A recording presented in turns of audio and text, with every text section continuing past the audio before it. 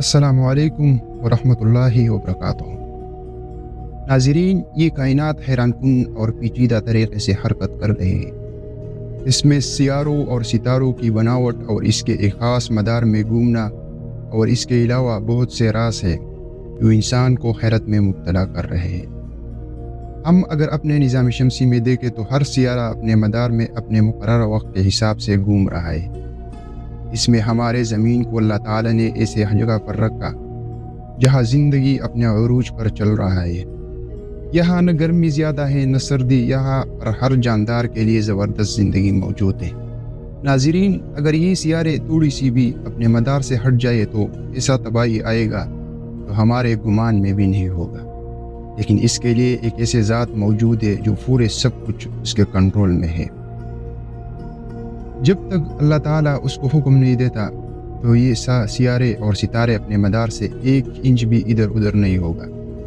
नाज़रीन, ये बारीकियाँ और कायनात को देखकर इंसान सोच और हैरत में पड़ जाते हैं। इस सोच और हैरत से इंसान के दिमाग में तरह तरह के सवालात उठते हैं। इस सवाल में एक मशहूर सवाल ये भी है कि इस कायनात को बनाने वाला तो वाकई एक ताकतवर है, लेकिन सवाल ये पैदा होता है कि जैसे इतने बड़े कायनात में इतने बड़े बड़े जिसामत का इब्तिदा हुआ, वैसे इसका इंतहा भी है।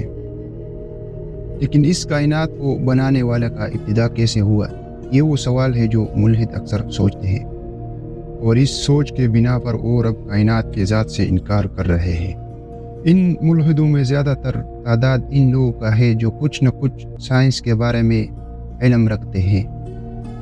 यहाँ पर मुझे डॉक्टर जाकिर नाइक का एक मशहूर जुमला याद आता है कि साइंस का थोड़ा समझ इंसान को मुल्हिद बनाता है, क्योंकि साइंस कायनात को ऐसे तरीके से बयान कर रहे हैं जो हमारे सोच से बाहर है।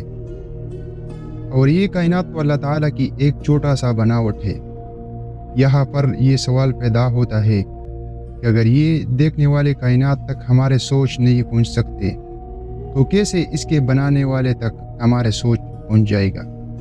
नाज़रीन, हमारे सोच टाइम यानी वक्त तक महदूद है, क्योंकि हम जिस सियारे पर रह रहे यहाँ हर चीज़ टाइम में कैद है।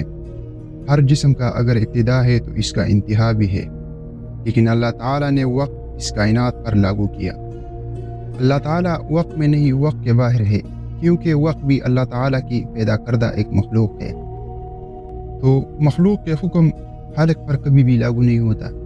हाँ, एक बात ज़रूर है कि कायनात में वक्त एक जैसे नहीं रहते। कायनात के बारे में अल्बर्ट आइंस्टाइन का नज़रिया रिलेटिविटी, जिसको आजकल बहुत तकवील हासिल है, इस थ्योरी में आइंस्टाइन ने ये वाज़ेह किया कि इस कायनात में वक्त हर इंसान के साथ एक जैसे बर्ताव नहीं करते, यानी वक्त हर इंसान के साथ इसके हालात के मुताबिक बर्ताव करते हैं। एक छोटे से मिसाल से समझाते, मिसाल के तौर पर एक शख्स ने एक शहर से दूसरे शहर तक पैदल चल कर गए और इसका इस सफ़र में 2 घंटे लग गए, और अगर ये शख्स साइकिल पर बैठकर ये सफ़र तय करे तो इसका सफ़र का दौरानिया कम हो जाता है। वैसे अगर वो तेज़ रफ्तार गाड़ी या जहाज़ में ये सफ़र शुरू करे, इसका दौरानिया मुसलसल कम होता जाएगा, यानी जितना भी ये स्पीड में चलते इतना वक्त कम हो रहा है। लेकिन अगर ये शख्स एक ऐसे मशीन में सफ़र शुरू करे जिसका रफ्तार स्पीड ऑफ लाइट जितना हो, यानी ये शख्स अगर स्पीड ऑफ लाइट का रफ्तार पकड़ लेता है तो इनके लिए वक्त रुक जाता है।